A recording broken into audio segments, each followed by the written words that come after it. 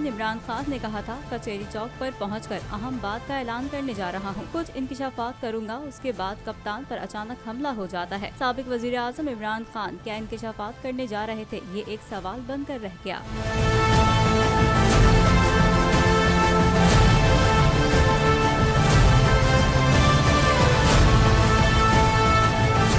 Firing के बावजूद PTI के कारकुन जाए वक़्वा से भागे नहीं। हमला आवर को कारकुन ने बहादुरी के साथ पकड़ लिया। दूसरी जानिब 70 साल का कप्तान गोली लगने से जख्मी होने के बावजूद अपने पांव पर खड़ा हुआ। अवाम का हाथ उठाकर मुक्का बनाकर हौसला बुलंद कर रहा था। तज्जियाकारों का कहना है कि हमले के बावजूद इमरान खान हारा हुआ नहीं, उन्होंने हिम्मत नहीं हारी, उनका हौसला टूटा नहीं। उनके चेहरे पर तकलीफ के आसार साफ नजर आ रहे थे। इसके बावजूद उन्होंने मुस्कुराने की कोशिश की। ये हिम्मत और जुर्रत पाकिस्तान में कहीं भी देखने को नहीं मिलती।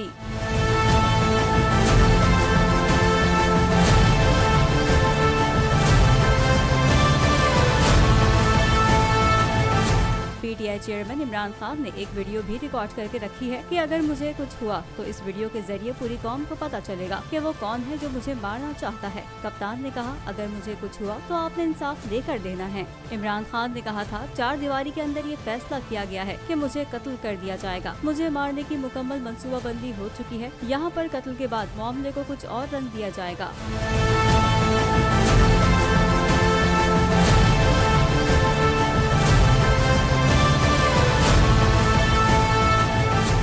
हकीकी आज़ादी मार्च सिर्फ बोल दिखा रहा है। 24 घंटे हकीकी आज़ादी मार्च सबसे ज्यादा रील्स और सबसे ज्यादा रेटिंग्स के साथ बोल रहा नंबर 1।